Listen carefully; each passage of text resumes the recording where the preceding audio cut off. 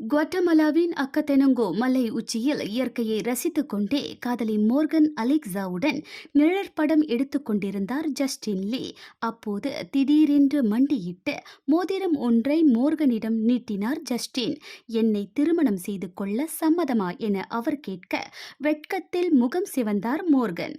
அப்போது யாரும் எதிர்பாரா விதமாக அவர்களுக்கு பின்னால் இருந்த ஃபெகோ எரிமலை வெடித்தது. அதை கண்டதும் அவர்களும் சுற்றி இருந்தவர்களும் அதிர்ச்சியிலும் ஆச்சரியத்திலும் விக்கித்து போயினர்.